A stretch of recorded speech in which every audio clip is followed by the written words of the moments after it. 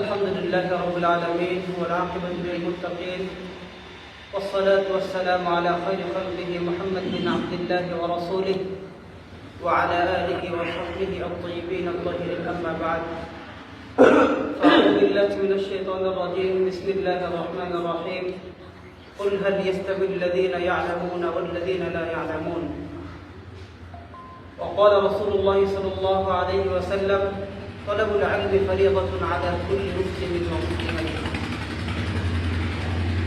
সমস্ত প্রশংসা আল্লাহ তাআলার জন্য। ইয়া রাব্বুল আলামিন আমাদেরকে মাগরিবের সালাত আমাদের সাথে আদায় করার পর কোরআন ও সুন্নাহ থেকে কিছু কথা বলার এবং আপনাদেরকে শোনার তৌফিক দিয়েছেন। অসংখ্য অগণিত মানুষ থেকে বাছাই করে কোরআনের মজলিসে হাদিসের মজলিসে বসার তৌফিক দিয়েছেন। আমরা তার শুকরিয়া আদায় করে শেষ করতে পারবো না, কিন্তু তিনি আমাদেরকে শুকরিয়া আদায় করার জন্য পদ্ধতি শিখে দিয়েছেন। তার পদ্ধতি অনুযায়ী আমরা বলি আলহামদুলিল্লাহ। দুরূদ সালাম বর্ষিত হতে থাক সকল নবীগণদের উপর, বিশেষ করে আমাদের নবী সাইয়্যিদুল মুরসালিন, যে নবী আমাদেরকে সঠিক পথে পরিচালিত করার জন্য সকল বিষয় বলে দিয়েছেন এবং কোরআনুল কারীম আমাদের জন্য বুঝিয়ে দিয়েছেন। যে নবী দ্বীন ইসলামকে প্রতিষ্ঠা করার জন্য অনেক পরিশ্রম করেছেন, অক্লান্ত শ্রম দিয়েছেন। আমরা সেই নবীর প্রতি দুরূদ তাসলিম পেশ করি। আল্লাহুম্মা সাল্লি আলাইহি আল্লাহুম্মা বারিক আলাইহি। প্রিয় ভাই আমার, আমি আপনার এদিকেরই নতুন রানীরহাট মসজিদের ইমামের দায়িত্বে আছি। তো এখানে আসা হলো যে আমরা এই দ্বীনি বিষয় নিয়ে কিছু কথা বলবো আর কি। আমরা সকলেই তো মুসলিম, তাই না? সকলেই মুসলিম আলহামদুলিল্লাহ। মুসলিম এটা আল্লাহ তাআলার পক্ষ থেকে অনেক বড় একটি নিয়ামত। যদি সংক্ষিপ্ত আকারে আমি বলতে চাই আপনাদেরকে, পৃথিবীতে কত মানুষ রয়েছে? অনেক আগের একটি রিপোর্ট অনুযায়ী প্রায় 800 কোটি মানুষ রয়েছে। 800 কোটির ভিতরে হয়তো 180 কোটি মুসলমান। অনেক আগের তথ্য অনুযায়ী ভুল হতে পারে। 180 কোটি মুসলমান, আর বাকি অন্যান্য সবাই অন্যান্য ধর্ম অবলম্বী। তাহলে কিয়ামতের দিন কাদের হিসাব হবে? জান্নাত জাহান্নামের ফয়সালা মুসলিমদের এবং অন্যান্য মানুষদের হিসাব হবে। কিন্তু আপনি যদি মুসলিম হন, আপনার ভিতরে যদি যারা পরিমাণ ঈমান থাকে, তাহলে আপনি একদিন না একদিন জান্নাতের আশা করতে পারেন কিনা? আমরা পারি।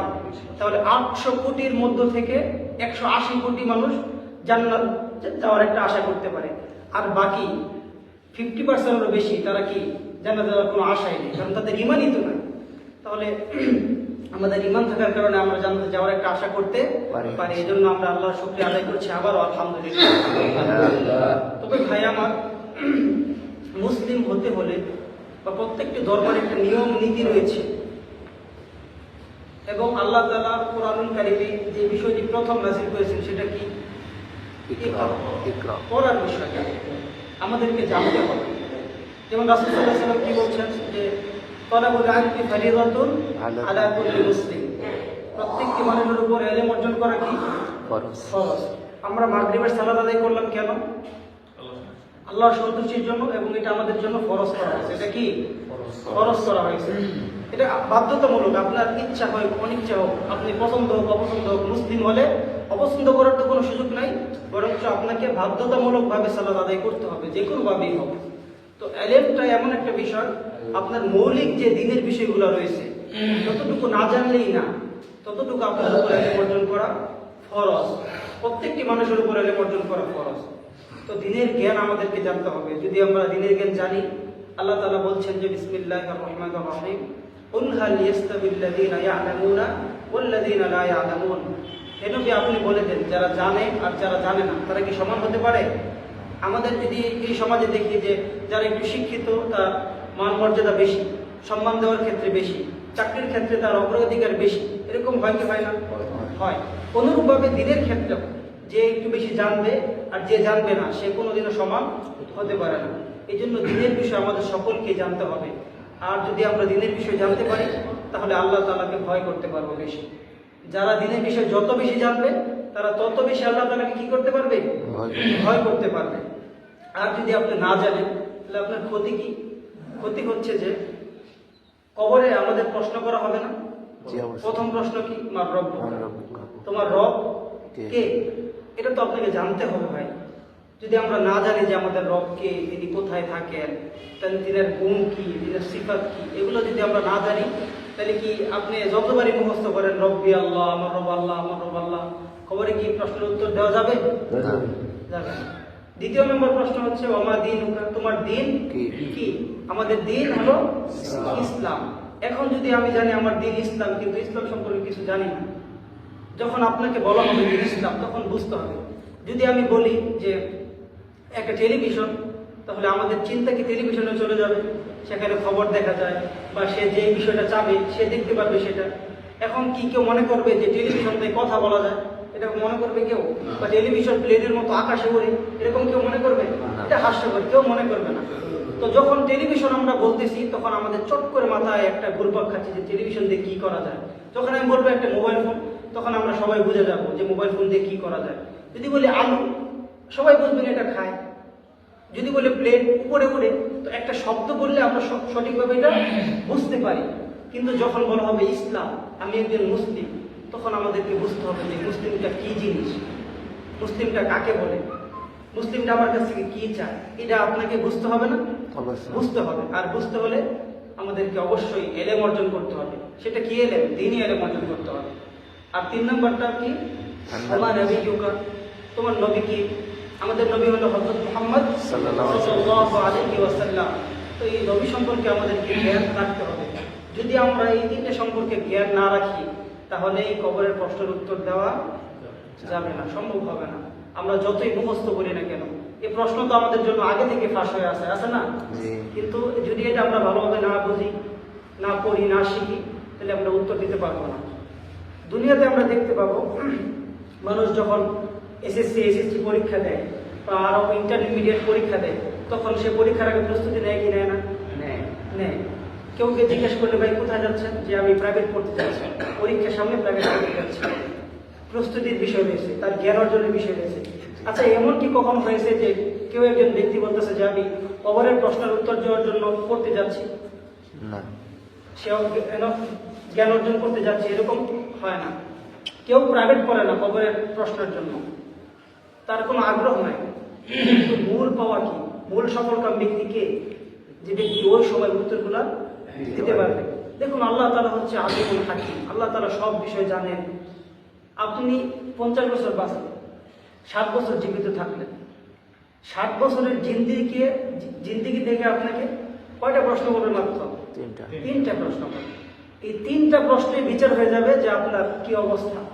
যেমন আমরা ভাত রান্না করলে সবগুলো ভাত দেখি না, একটা ভাত দেখলে আমরা বুঝতে পারি বাকি ভাতের অবস্থা। তো আল্লাহ তাআলা এমন ভাবে এই বিষয়গুলো ফিট করে রেখেছেন, আল্লাহু আকবার, যে 3টা প্রশ্ন করার মাধ্যমে আমাদের সমস্ত জিন্দিগির বিষয়গুলো তিনি হিসাব করে নেবেন, দেখে নেবেন।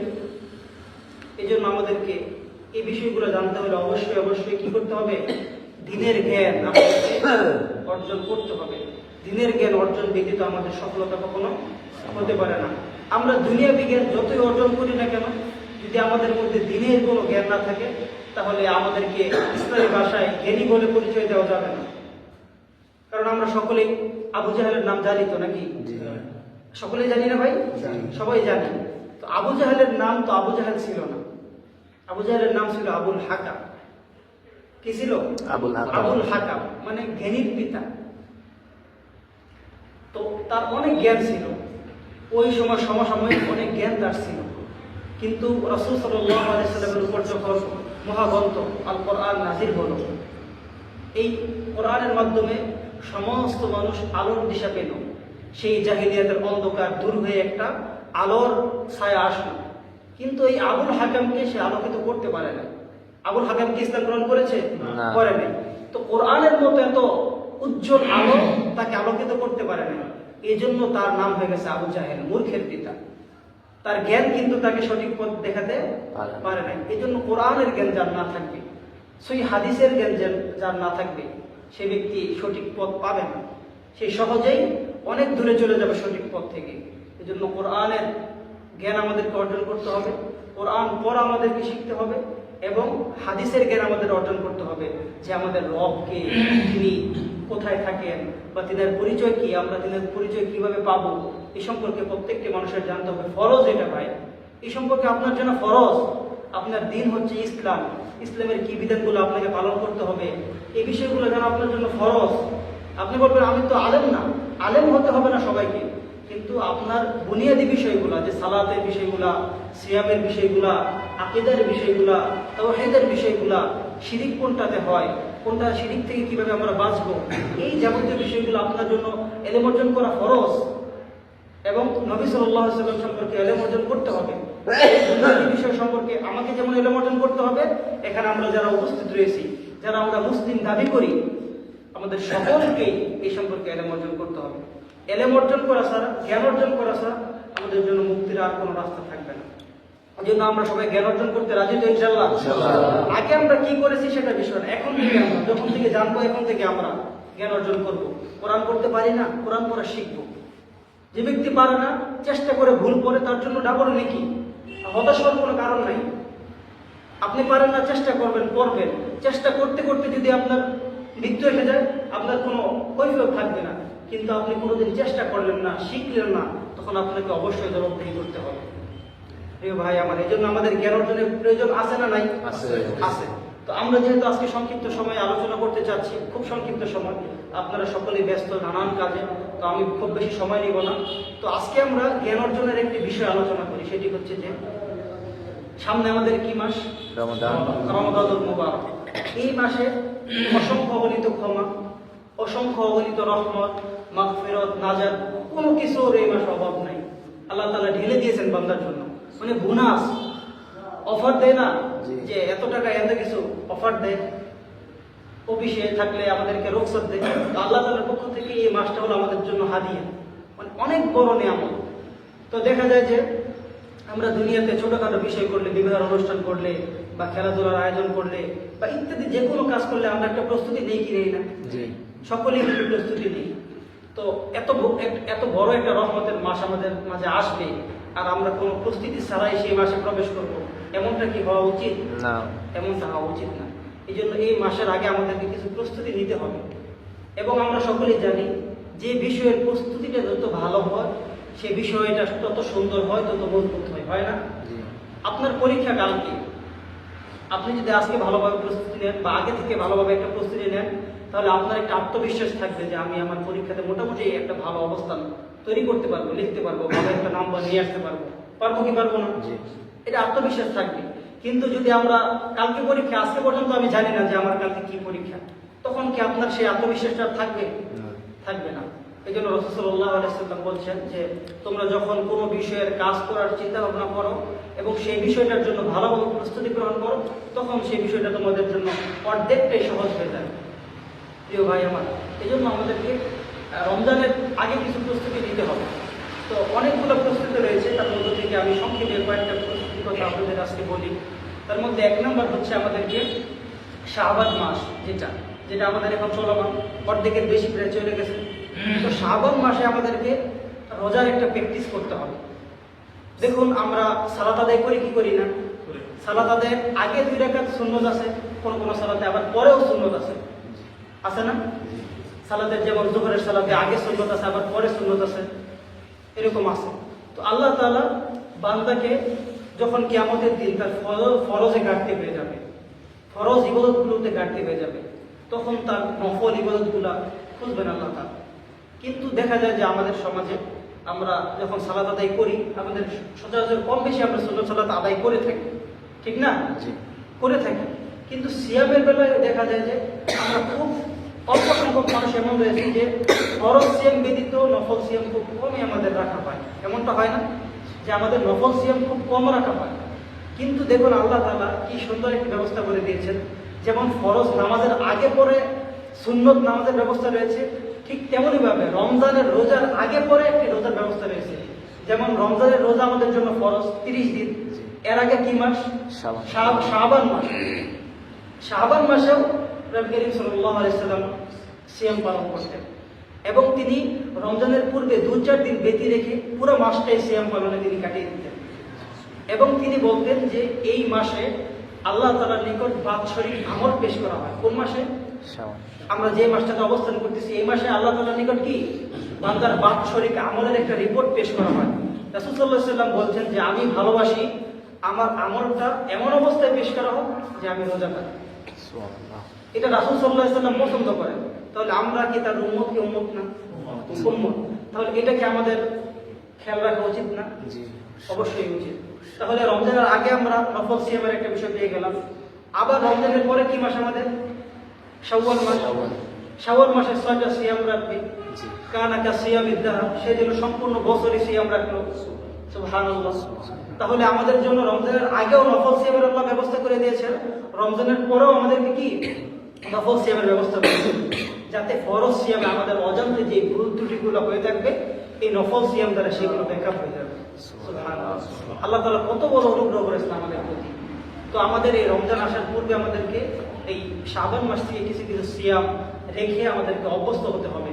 কারণ হুট করে যদি আমরা রমজানে সিয়াম রাখতে যাই, দেখা যাবে যে আমাদের অনেকের জন্য কষ্টকর হয়ে যাবে। আগে থেকে যদি দুই একটা রেখে আমরা অভ্যস্ত হই, তাহলে আগের মতো আর কষ্ট হবে না। আবার অনেকেই দেখা যায় যে আমরা হয়তো বিগত রমজানে আমরা অসুস্থ ছিলাম, কোনো কারণে সিয়াম আমরা শরীয়তে ওজনের কারণে রাখতে পারিনি। আমাদের জন্য এই মাসটাই হলো সর্বশেষ সুযোগ।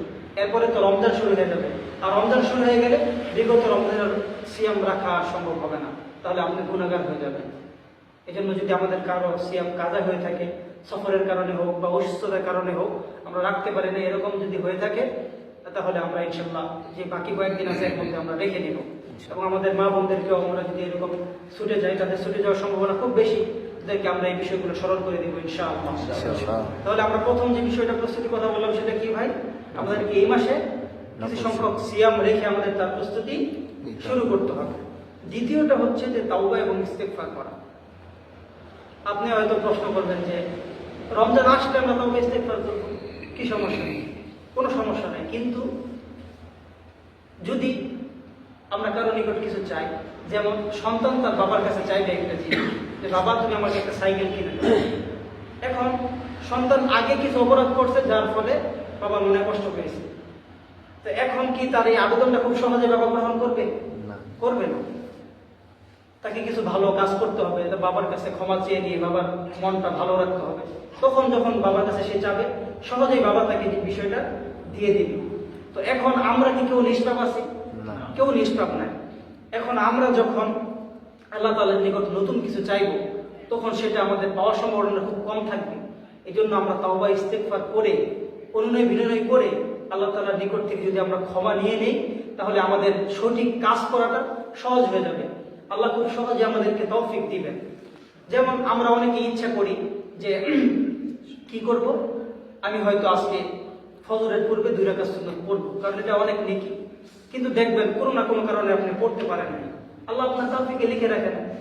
বা আমরা হয়তো ভাবি যে আমরা কোরআন পড়বো, কিন্তু এমন একটা ব্যস্ততা আমাদের গ্রাস করে ফেলেছে, আমরা কোরআন পড়তে পারিনি। আপনার কিন্তু নিয়ত আছে, খেয়াল আছে, কিন্তু ওই যে আপনার তৌফিকটা পান নাই আল্লাহর পক্ষ থেকে। এই জন্য নতুন কোনো কিছু তাদের তৌফিক পেতে হলে অবশ্যই আপনার আগের যে অপরাধগুলো আল্লাহ তাআলার নিকট জমা আছে বা দাগি আসামি হিসেবে আপনি চিহ্নিত আছেন, সেটা আপনাকে আগে থেকে আল্লাহ তাআলার নিকট থেকে ক্ষমা নিয়ে নিতে হবে, যাতে রমজানে ইবাদত করতে আপনার কোনো বাধা আর না থাকে। এটা হলো দ্বিতীয় নম্বর আমরা বললাম। তৃতীয়টা বলবো আমরা যে আপনাকে রমজানের যে ফজিলতগুলো রয়েছে কোরআন ও হাদিসে যে বিষয়গুলো বর্ণিত রয়েছে, এগুলো আমাদেরকে বেশি বেশি পড়তে হবে, বুঝতে হবে এবং এগুলো নিয়ে আলোচনা করতে হবে, যার ফলে আমরা উদ্বুদ্ধ হবে ভালো কাজ করার জন্য। যখন আমরা এই বিষয়গুলো নিয়ে আলোচনা করব, তখন আপনাকে এই বিষয়গুলো খুব নাড়া দিবে। যেমন রাসূল সাল্লাল্লাহু আলাইহি ওয়াসাল্লাম বলছেন যে মান সামা রমাদান ঈমানান ওয়া ইহতিসাবান গুফিরা লাহু মা তাকাদ্দাম মিন যামবি। যে ব্যক্তি সওয়াবের নিয়তে ঈমান রেখে কিয়ামুল লাইল করবে, রাত্রে দাঁড়াবে, তার গুনাহ খাতা মাফ করে দিবে। কত বড় ঘোষণা! এই বিষয়গুলো যখন আমরা জানবো যে সিয়ামের ফজিলত, আল্লাহ তাআলা সিয়ামের পুরস্কার নিজ হাতে দিবেন, দাঁড়িয়ে সালাত আদায় করলে কোরআন তার পক্ষে সাক্ষী দিবে, এই ফজিলতগুলো আমরা যখন জানবো, আলোচনা করব, তখন আমাদের এই ভালো কাজগুলো করার প্রতি আমাদের উৎসাহ আরো বেড়ে যাবে। আমরা খুব সহজে এই ভালো কাজগুলো করতে পারবো। তারপরে আমরা যে বিষয়টা বলবো প্রস্তুতি সম্পর্কে, সেটি হচ্ছে যে আমাদেরকে অবশ্যই অবশ্যই আরেকটি কাজ করতে হবে, সেটি হচ্ছে যে রমজানের মাসলা মাসাইল সম্পর্কে আমাদেরকে আগে থেকে অবগত হতে হবে। যেমন আমরা সকলেই জানি বা অনেকেই জানি না, যে বিষয়টা ফরজ সে বিষয়ে জ্ঞান অর্জন করাও ফরজ, যে বিষয়টা সুন্নাহ সে বিষয়ে জ্ঞান অর্জন করাও সুন্নাহ, যে বিষয়টা ওয়াজিব সে বিষয়ে জ্ঞান অর্জন করা ওয়াজিব। তো সিয়াম পালন করা আমাদের জন্য কি সুন্নত না ওয়াজিব না ফরজ? ফরজ। প্রত্যেক মুসলমানের জন্য শরীয়ত ওযর ব্যতীত সিয়াম পালন করা কি ফরজ। তাহলে সিয়ামের জ্ঞান অর্জন করা আপনার জন্য ফরজ, এটা সকলের জন্য ফরজ। এই জন্য প্রত্যেকেই জ্ঞান, কিসে আমাদের রোজা ভাঙে, কিসে আমাদের রোজা হালকা হয়ে যায়, কিসে রোজার মাহাত্ম্য কমে যায়, কি করলে আমাদের নেকি বেশি, এই সম্পর্কে আমাদের সকলকেই অবগত হতে হবে। এখন আমরা অনেকেই হয়তো জানি যে আমরা সিয়াম রাখার পূর্বে একটা নিয়ত করি কি করি না? অনেকেই নিয়ত করি না ভাই? সিয়াম রাখার রোজা রাখার তো একটা নিয়ত করি। এখন আপনাকে জানতে হবে যে এই নিয়তটা আসলে আছে কিনা, কারণ এটা তো রোজার সাথে সম্পৃক্ত না। আপনি সিয়াম পালন করবেন, আপনি সাহারি খেয়ে আপনি একটা নিয়ত বলছেন নাওয়াইতু আন আসুমা গাদান, একটা নিয়ত বলছেন কিনা? যখন আপনি একটা নিয়ত বলছেন তাহলে আপনাকে এটা জানতে হবে না ভাই যে আসলে এই নিয়তটা আছে কিনা বা নিয়তের অন্য কোনো পদ্ধতি কিনা, এটা জানতে হবে। যেমন আমরা রাসূলের হাদিস থেকে পাই, রাসূল সাল্লাল্লাহু আলাইহি ওয়াসাল্লাম বলেছেন যে ইন্নামাল আ'মালু বিন্নিয়াত ওয়া ইন্নামা লিকুল্লি ইমরিইন মা নাওয়া, নিশ্চয়ই সমস্ত কাজ, সমস্ত আমল নিয়তের উপর নির্ভরশীল। আর নিয়ত সেটা কোথায় থাকে? অন্তরের বিষয়। নিয়ত কিসের বিষয়? অন্তরের বিষয়। এই হাদিসের শেষ অংশে বলা হয়েছে যে এক ব্যক্তি হিজরত করেছে। হিজরত করা কতটা সহজ না। আমরা তো এখন আধুনিক যুগে রয়েছে, বিমান বা যানবাহনের মাধ্যমে ভ্রমণ করে ফিরি, কষ্ট হয় না। কিন্তু সেই সময় হিজরত করাটা বা সফর করাটা অত্যন্ত কষ্টকর বিষয় ছিল। তো এক ব্যক্তি এক মহিলাকে ভালোবাসে, এই মহিলার টানে সে হিজরত করেছে, হিজরত করে সে সেখানে গিয়ে বিয়ে করেছে। তো রাসূল সাল্লাল্লাহু আলাইহি ওয়াসাল্লাম বলছেন যে ফামান কানাত হিজরাতুহু লিদুনিয়া ইউসিবুহা আও ইমরাআতিন ইয়ানকিহুহা, যে ব্যক্তি দুনিয়ার কোনো বিষয়ে হিজরত করলো বা কোনো মহিলাকে বিবাহ করার জন্য হিজরত করলো, ফাহিজরাতুহু ইলা মা হাজারা ইলাইহি, তাহলে তার এই হিজরতটা সে যে বিষয়ের জন্য করেছে সে বিষয়ের জন্য নির্দিষ্ট। সে হিজরতের যে সওয়াব, সেই সওয়াব সে কি করবে না? পাবে না। তাহলে সে যে হিজরত করেছে এটা কি মুখে মুখে বলে হিজরত করেছে যে আমি মহিলাকে বিবাহ করার জন্য হিজরত করেছি? করে নাই তো। তাহলে তার নিয়তে রয়েছে, কোথায় রয়েছে? নিয়তে থাকার কারণে সে হিজরতের যে বড় ফজিলত সেখান থেকে সে বঞ্চিত হয়েছে। এজন্য এই বিষয়গুলো নিয়তের সাথে সম্পৃক্ত। এই জন্য আমাদের এই বিষয়গুলো অবশ্যই জানতে হবে। আমি যেটা বলতেছি সেটা আদৌ কি আমাকে রাসূল সাল্লাল্লাহু আলাইহি ওয়াসাল্লাম বলার জন্য নির্দেশ দিয়েছে কিনা, বা রাসূল বলেছে কিনা, বা সাহাবায়ে কেরাম ওনারা বলেছে কিনা, এই বিষয়গুলো যদি আমরা একটু খেয়াল করি। রমজানের বিষয়গুলো, যেমন আমরা ইফতার করি, ইফতারের আসল সময় কখন? আমরা মুয়াজ্জিন আযান দিলেই কি ইফতার করব, না সূর্য ডুবলে আমরা ইফতার করব কখন? এই যে রমজানের সাথে যাবতীয় সংশ্লিষ্ট মশালাগুলো যদি আমরা কি ভুলে পানি পান করে ফেলি, খাবার আহার করে ফেলি, তাহলে কি আমার রোজা কি আদৌ থাকবে কি থাকবে না? এই যে মাসলা মাসাইলগুলো, এগুলো আমাদের কখন জানতে হবে? রমজান আসলে জানবো না, রমজানের আগে থেকেই জানতে হবে। আগে থেকে জানলে কি সুবিধা হবে? যখন আপনি কোনো কারণে এই সমস্যার সম্মুখীন হবেন তখন বিষয়টা আপনার জানা আছে, সেই হাদিস থেকে প্রমাণিত আপনি জানেন, তখন আপনার জন্য সহজ হয়ে যাবে। আর যদি আপনার জানা না থাকে তখন দেখা যাবে যে আপনি হয়তো বিভ্রান্তের মধ্যে পড়ে যেতে পারেন। এই জন্য রমজান আসার আগেই রমজানের যে মাসলা মাসাইলগুলো এগুলো আমাদেরকে অবশ্যই জানতে হবে। তারপরে আমরা যে বিষয়টা আলোচনা করবো সেটা হচ্ছে যে রমজান আসার আগেই আমাদেরকে মুসলিম হিসাবে আমাদের জন্য অপরিহার্য একটি কাজ, সেটি হচ্ছে যে আমাদেরকে অবশ্যই কোরআনুল কারীম তেলাওয়াত করা শিখতে হবে। মানে আপনি মুসলিম দাবি করবেন কিন্তু আপনি মুসলিম ধর্মের সর্বশ্রেষ্ঠ গ্রন্থ আপনি পড়তে পারেন না, এর চেয়ে আফসোসের কথা আর হতে পারে না। এবং মসজিদ কেন্দ্রিক আমাদেরকে এই শিক্ষাটা চালু রাখতে হবে। মসজিদ কেন্দ্রিক এই শিক্ষাটা হবে মসজিদ থেকে। দেখবেন আজকে আমাদের সমাজে অনেক এনজিও প্রতিষ্ঠান রয়েছে, এই মক্তবকে বন্ধ করে দেওয়ার জন্য তারা সকাল থেকে ক্লাস শুরু করে দিয়েছে। এখন আমাদের ছেলেমেয়েরা মক্তবে যায় না, মক্তবমুখী না, যার ফলে আগের যুগের মানুষ যারা 50-60 বছর তারাও ভেঙে কোরআন পড়তে পারে, কিন্তু আমাদের এই ইয়ং জেনারেশন না, পড়তে পারে না কোরআন। তার একটা মূল কারণ হচ্ছে মসজিদ কেন্দ্রিক আমাদের যে কোরআন শিক্ষার ব্যবস্থাটা সেটা উঠে গিয়েছে। এই জন্য মানে সমাজের প্রত্যেকটি মানুষের মসজিদ কেন্দ্রিক কোরআন শিক্ষার ব্যবস্থা চালু করতে হবে, নিজে শিখতে হবে এবং অন্যকে শিখাতে হবে। এই কোরআন ব্যতীত আমাদের মুক্তির অন্য কোনো পথ আর নাই। আপনাকে কোরআন পড়তে হবে এবং কোরআন পড়ার জন্য যা যা করণীয় সেই বিষয়গুলো রাখতে হবে। এবং আমরা অনেকে কি করি, এখন কোরআনের বাংলা উচ্চারণ আছে কি নাই? আছে। এখন একটা বিষয় যেটা আরবিতে যেটা বোঝানো হয়েছে বাংলায় উচ্চারণ হুবহু এইটা নাই। কারণ এক ভাষায় যেটা সেটা অন্য ভাষায় আংশিক কিছু হতে পারে, কিন্তু হুবহু আপনি মিল পাবেন না। আর কোরআন বিষয়টা এমন সেন্সিটিভ যে আপনার যখন একটা জেরের জায়গায় জবর লাগিয়ে দিবে, অর্থটা সম্পূর্ণ ভিন্ন হয়ে যাবে। দেখা যাবে যে আপনার সবার বিপরীতে আপনি গুনার ভাগীদার হয়ে যাচ্ছেন, কিন্তু আপনি জানছেন না। এই জন্য আমাদেরকে কোরআন আরবিতেই পড়া শিখতে হবে, বাংলা উচ্চারণ করে নয়। আপনি বাংলা উচ্চারণ করে করে পড়বেন যে আমি তো কোরআন পড়তে পারি, বাংলা উচ্চারণ করে করে আমি খতম দিয়েছি, না। আপনি খতম দেওয়ার চেয়ে আপনি আরবিতে একটি আয়াত শিখবেন, এটা আপনার জন্য বেশি গুরুত্বপূর্ণ। তাহলে আমরা রমজানের পূর্বে ইনশাল্লাহ কোরআন শিক্ষার যে ব্যবস্থা, এই ব্যবস্থা আমরা ইনশাল্লাহ রমজান আসার আগেই মসজিদে চালু করবো ইনশাআল্লাহ। ইনশাআল্লাহ আমাদের এখানে যারা মুরব্বী ভাই রয়েছেন, যারা যুবক ভাই রয়েছেন, তারা যে কোনো একটা উদ্যোগ নিয়ে ইনশাল্লাহ রমজানের প্রতিদিন যেন কোরআন চলমান থাকে, নিজেরা হোক, মসজিদের ইমাম সাহেবের মাধ্যমে হোক, একটা চালুর একটা ব্যবস্থা করবেন ইনশাআল্লাহ। আল্লাহ আমাদের তৌফিক দান করুন এবং আমাদেরকে সকলকে কোরআন না শিখে যেন আমরা মৃত্যুবরণ না করি, আল্লাহ আমাদের সেই তৌফিক তুমি দান করেন। তারপরে আমরা যে বিষয়টি বলবো, সংক্ষেপে আগাচ্ছি যেহেতু আমাদের সময় খুবই আমরা স্বল্প নিব। তারপরে আমরা বলবো যে রমজান আসার পূর্বে আমাদেরকে অবশ্যই রমজানে, গত রমজান আমরা কিভাবে পার করেছি এটা আমাদের একটু খেয়াল রাখতে হবে, যে আমি গত রমজানে কি কি কারণে এই আমার নেক আমলগুলো হয়নি। আমরা হয়তো আফসোস করিস আরেকটু ভালোভাবে যদি আমরা কাটাইতাম, বা যদি আরেকটু সময় পাইতাম, কোরআন তেলাওয়াত করতাম। এই বিষয়গুলো আপনাকে আগে থেকে খেয়াল করতে হবে। আপনি একটি খাতা নিয়ে নোট করেন যে কোন কোন কারণে আপনার রমজানকে ভালোভাবে কাজে লাগানো হয় নাই। ব্যবসা বাণিজ্য, ব্যস্ততা, চাকরি, মোবাইল ফোন, বন্ধু বান্ধব, কি কারণগুলো, এগুলো আপনি নোট করেন। যদি আপনার মোবাইলের কারণে আপনার রমজান নষ্ট হয়ে থাকে, আপনার মোবাইল বা ব্যবসা বাণিজ্য, সেখানে লাভ লস হোক, ওই এক মাসের জন্য আপনি সেখান থেকে একটু মুখ ফিরিয়ে নেন, সময়টা বেশি রমজান মাসে দেন। বন্ধু বান্ধব এক্সাইটেড এই মাসের জন্য।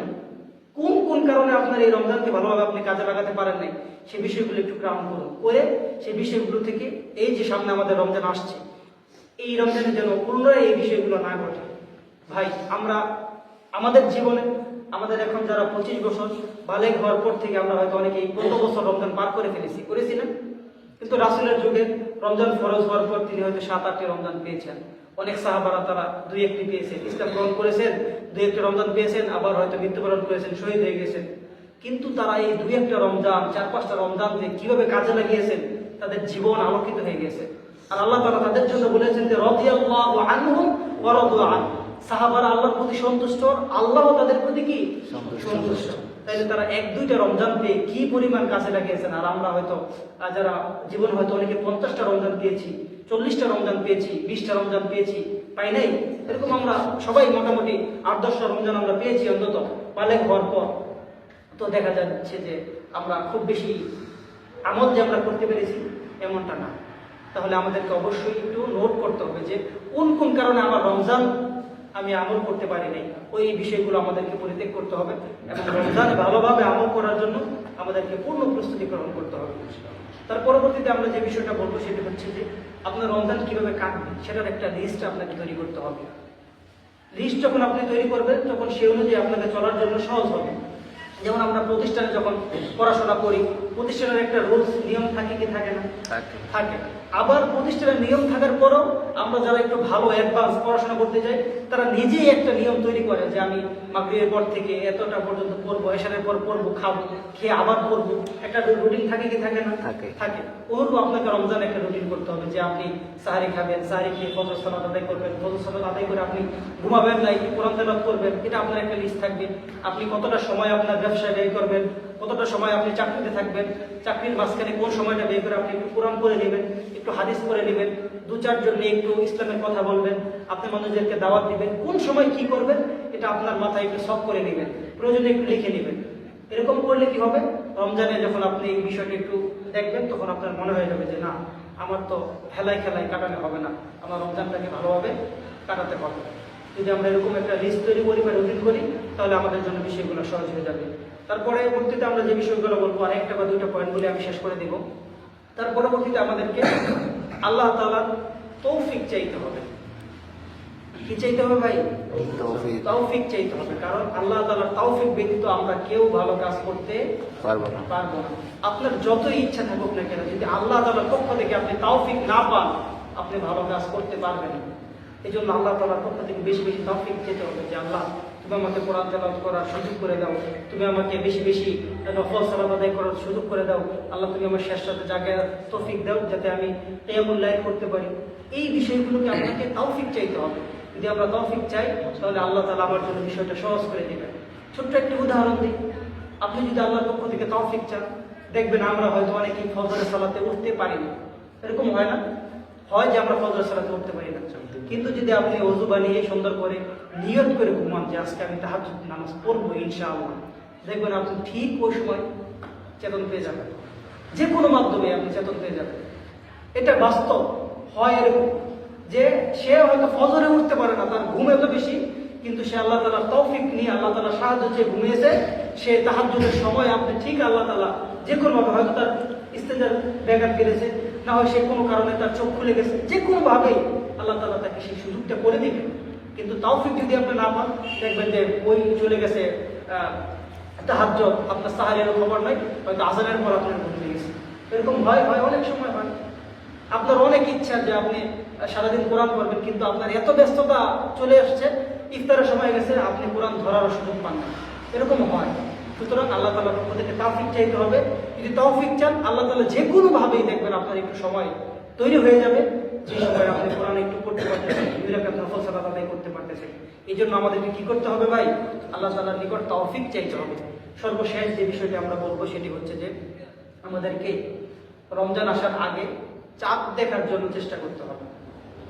এটা আমরা করি না, এটা একটা সুন্নাহ, রাসূলের পক্ষ থেকে কি এটা সুন্নাহ। আমরা এখন হয়তো টেলিভিশনে দেখি বা মোবাইলে দেখি, আর এখন তো আমরা আগে থেকে খবর পেয়ে যাই যে সৌদিতে যেহেতু উঠেছে একদিন আগে, পরের দিন আমাদের উঠবেই, এটা হয়। কিন্তু আমাদেরকে চাঁদ দেখার জন্য চেষ্টা করতে হবে, এটা একটি সুন্নাহ। এই সুন্নাতকে আমাদের আবার জীবিত করতে হবে, যেহেতু আমাদের সমাজ থেকে এই সুন্নাতটা প্রায় বিলীন হয়েছে। যেমন শাবানের শেষের দিকে আমরা মাগরিব সালাত শেষ করে আমরা কয়েকজন মিলে আমরা আকাশের দিকে তাকাবো যাতে আমরা চাঁদ দেখতে পাই। যদি দেখতে পাই তাহলে সুন্দর একটি দোয়া আছে, আল্লাহুম্মা আযিল্লাহু আলাইনা বিল আমনি ওয়াল ঈমানি ওয়াস সালামাতি ওয়াল ইসলাম ওয়ান্তি ওয়া রাব্বুকাল্লাহ। কত সুন্দর দোয়া যে আল্লাহ তুমি এই চাঁদকে আমাদের জন্য নিরাপত্তার সহিত, আমানা নিরাপত্তার সহিত, শান্তির সহিত, রহমতের সহিত এই চাঁদকে আমাদের জন্য উদিত করো, এবং এই চাঁদের মালিক যিনি, আমাদের রব হলো তিনি। এই যে কত সুন্দর একটি দোয়া, যদি আমরা এই চাঁদকে দেখতে পাই তাহলে আমরা দোয়া পড়ে নিব। আর যদি আকাশ মেঘাচ্ছন্ন থাকে বা দেখা যায় না, তাহলে আপনি যে চাঁদ দেখার জন্য চেষ্টা করলেন এই সবটাও আপনি পেয়ে যাবেন। এই জন্য আমরা শাবানের শেষের দিকে ইনশাআল্লাহ আমরা চাঁদ দেখার চেষ্টা করব। আরো অনেক বিষয় রয়েছে রমজানের, এই বিষয়গুলো আমরা এই মাস থেকে ইনশাআল্লাহ করার চেষ্টা করব, যার ফলে আমাদের রমজানটা অত্যন্ত সুন্দর হবে, অত্যন্ত মনোমুগ্ধকর হবে, যার ফলে আমরা রমজান শেষে কোনো আফসোস করবো না যে আমি এই কারণে রমজানে ভালো কাজ করতে পারি নাই, বরঞ্চ আপনার রমজানটা সুন্দর হবে। আর যদি আপনার রমজান সুন্দরভাবে কাটাতে পারেন, তাহলে আপনি আল্লাহ তাআলার পক্ষ থেকে ক্ষমা পেয়ে যাবেন ইনশাআল্লাহ। আর যে ব্যক্তি রমজান পেল, তার গুনাহ খাতা মাফ করাইতে পারলো না, রাসূল তার জন্য কি ধ্বংসের দোয়া করেছেন, বা রাসূল তার জন্য লানতের দোয়া করেছেন। এই জন্য রমজান পেয়েও যদি আমরা আমাদের জীবনকে উপকৃত না করতে পারি, আলোকিত না করতে পারি, আমাদের গুনাহ খাতা মাফ না করাইতে পারি, আমাদের চেয়ে বড় হতভাগা, আমাদের চেয়ে বড় নির্ভাগা আর কেউ থাকবে না। এই জন্য আমরা সকলেই ইনশাআল্লাহ চেষ্টা করবো তো আসার আগেই যেন আমরা রমজানের পূর্ণ প্রস্তুতি নিয়ে রমজানকে শুরু করতে পারি, এবং রমজানের যে মাহাত্ম্য, যে ফজিলত, যে গুরুত্ব, যে রহমত, যে মাগফিরাত, যে বরকত, এই সবগুলো যেন আমরা হাসিল করতে পারি। আল্লাহ আমাদের সহিত তৌফিক দান করুন, আল্লাহুম্মা আমিন। এবং আমরা এই এলমি যে মজলিসটা রয়েছে, এই বিষয়ে যদি আপনারা সহযোগিতা করেন, আপনারা যদি সকলেই বসেন, সপ্তাহে বা মাসে একটা আমরা এই বিষয়গুলো করতে পারি কি পারি না? হয়তো 20 মিনিট হলো, সমস্যা না, 20 মিনিট আমরা একটু সময় দিলাম আপনারা, যে একটা বিষয়ের উপর আলোচনা হবে, আলোচনা হলে আমরা অন্তত এই বিষয় সম্পর্কে জানতে পারবো। এরকমটা হলে কেমন হয়? ভালো হয় আলহামদুলিল্লাহ। তাহলে ইনশাআল্লাহ আমরা মসজিদ কমিটি যারা থাকবেন, মুরব্বী কেরাম সকলকে নিয়ে বসে যে সময়টা করলে আমাদের জন্য ভালো হয়, মানুষ উপকৃত হয়, এই সময়টা আমাদের নির্বাচন করে আমাদের ইলমি আলোচনা আমাদের জন্য বাড়াতে হবে। কারণ দিনের বিষয় না জেনে আপনি যদি কবরে যান, তাহলে আপনি কবরের প্রশ্নের উত্তর দিতে পারবেন না। আর আপনি যদি কবরে আটকে যান, তাহলে আপনার সফলতা হবে না। কারণ ওসমান বিন আফফান রাদিয়াল্লাহু তাআলা আনহু, তিনি ইসলামের কততম খলিফা? তৃতীয়তম খলিফা। তিনি কবরের পাশ দিয়ে গেলে কাঁদতে কাঁদতে তার দাড়ি ভিজে পোশাক ভিজে যেত। তিনি কবরকে এতটা পরিমাণ ভয় পেতেন, তিনি ছিলেন ওসমান গনি, তিনি অনেক ধনী ছিলেন। এত ধনী থাকা সত্ত্বেও তিনি কবরের পাশ দিয়ে গেলে কান্না করতেন। সাহাবারা জিজ্ঞেস করতো যে আপনি তো জান্নাত জাহান্নামের কথা শুনলে এত কান্না করেন না, কবরের কথা শুনলে, কবরের পাশ দিয়ে গেলে আপনি এত কান্না করেন কেন? তিনি বলতেন যে কবর হলো প্রথম ধাপ। তুমি যদি এখানে সফল কাম হয়ে যেতে পারো, বাকি রাস্তাগুলো তোমার জন্য সহজ হয়ে যাবে। তুমি যদি এখানে আটকা পড়ে যাও, ধরা পড়ে যাও, বাকি রাস্তা তোমার জন্য মুশকিল হয়ে যাবে। এই জন্য ভাই আমার, কবরের প্রশ্নের যদি উত্তর দিতে চান, দুনিয়ার এই ক্ষণস্থায়ী ছোট্ট জীবনের পর যদি আপনি আখিরাতের জীবনে যদি সফল কাম হতে চান, আখিরাতের একদিন দুনিয়ার 50,000 বছরের সমান, তাহলে তা আপনি চিন্তা করেন এই আপনার 50-60 বছরের জীবন কিছুই না, একটা বিকাল বা একটা সন্ধ্যার সমান। তাহলে আপনার অনন্তকাল জীবনে যদি আপনি সফল কাম হতে চান, দিনই জ্ঞানের বিকল্প আর নাই। আছে কি না? এই জন্য আমরা আমাদের সকলের শিক্ষা রয়েছে, আমরা সকলেই শিক্ষা আইলেম অর্জন করতে চাই, এটা আমাদের জন্য দরকার। আমরা সকলে এরকম ইসলামী হালাকা ইনশাল্লাহ বসবো তো ইনশাল্লাহ। আল্লাহ তুমি আমাদেরকে দেখছো, আল্লাহ তুমি আমাদের সকলকে কবুল করে নাও, আমিন। আমরা আজকে সংক্ষিপ্ত আলোচনা এখানে শেষ করছি। রব্বুল আলামিন, আমরা আজকে যে বিষয়গুলো শুনলাম, প্রথমত আমাকে সেই বিষয়গুলো মানার তৌফিক দান করো, এবং আমরা যে বিষয়গুলো সকলকে এই বিষয়গুলো ভালোভাবে জেনে সকলকে এই বিষয়গুলো মানার তৌফিক দান করো। রব্বুল আলামিন, আমরা যে এলবি পরিবেশের একটি উদ্বোধন করেছি, রব্বুল আলামিন সেটা যেন আমাদের মাঝে অব্যাহত থাকে, তুমি সেটা কবুল করে নাও। রব্বুল আলামিন, আমরা যেন দিনের পরিপূর্ণ জ্ঞান না অর্জন করে রব্বুল আলামিন আমরা যদি মৃত্যুবরণ না করতে পারি, রব্বুল আলামিন তুমি আমাদের সেই তৌফিক দান করো। রব্বুল আলামিন, তোমার পক্ষ থেকে বড় একটি নিয়ামত আমাদের জন্য দিয়েছো, আমাদেরকে কালিমা নসিব করার তৌফিক দিয়েছো। রব্বুল আলামিন, আমরা স্বীকার করি যে লা ইলাহা ইল্লাল্লাহ ওয়া আন্না মুহাম্মাদার রাসূলুল্লাহ, এই বড় নিয়ামতটা তুমি আমাদের দিয়েছো। রব্বুল আলামিন, আমরা সকলেই যেন ঈমানের উপর থেকে মৃত্যুবরণ করতে পারি, তুমি আমাদের সেই তৌফিক দান করো। রব্বুল আলামিন, সামনে আমাদেরকে রমজান পর্যন্ত তুমি পৌঁছে দাও। রব্বুল আলামিন, রমজানের আগে যেন আমাদের গুনাহ খাতা আমরা মাফ করে নিয়ে রমজানের সম্পূর্ণ তোমার রহমত মাগফিরাত পেতে পারি। রব্বুল আলামিন, তুমি আমাদের সকলকে সেই তৌফিক দান করো। রব্বুল আলামিন, আমরা আজকে যারা এখানে উপস্থিত রয়েছি, রব্বুল আলামিন, আমরা হাদিস থেকে জানতে পারি যে যখন কোনো বান্দা একটা মজলিসে বসে তারা কোরআন হাদিস থেকে কথা বলে, ফেরেশতারা তাদের জন্য দোয়া করতে থাকে। রব্বুল আলামিন, তুমি রব্বুল আলামিন আমাদেরকে তাদের অন্তর্ভুক্ত করে নাও। রব্বুল আলামিন, ইলমি পরিবেশে বসলে যেই সমস্ত ফজিলতের কথা আমরা হাদিস থেকে জানতে পারি, তুমি সেই সমস্ত ফজিলত আমাদেরকে দান করো। আমিন। আজকে সংক্ষিপ্ত আলোচনা এখানে শেষ করছি। আমরা আজকে যে বিষয়গুলো বললাম, আমি চেষ্টা করেছি কোরআন হাদিস থেকে বলার জন্য। যেগুলো আমার অজান্তে ভুল বানতে হয়েছে সেটা অবশ্যই শয়তানের পক্ষ থেকে। আল্লাহ আমাকে সেই বিষয় থেকে রক্ষা করুন, এবং যে বিষয়গুলো আমরা কোরআন হাদিস থেকে বলেছি সকলেই যেন আমরা সেই বিষয়গুলো মেনে চলতে পারি এবং আমাদের জীবনকে উপকৃত করতে পারি। আল্লাহ তাআলা আমাদের সেই তৌফিক দান করুন। আল্লাহুম্মা আরিনাল হাক্কা হাক্কান ওয়ারযুকনা ইত্তিবাআ ওয়া আরিনাল বাতিলা বাতিলান ওয়ারযুকনা ইত্তিবাআ। সকলকে ধন্যবাদ জানিয়ে আজকের আলোচনা এখানে সমাপ্ত করছি। সুবহানাকা আল্লাহুম্মা ওয়া বিহামদিকা আশহাদু আন লা ইলাহা ইল্লা আনতা আস্তাগফিরুকা ওয়া আতুবু ইলাইক। আসসালামু আলাইকুম ওয়া রাহমাতুল্লাহ। সবাই একটু বলবেন তো।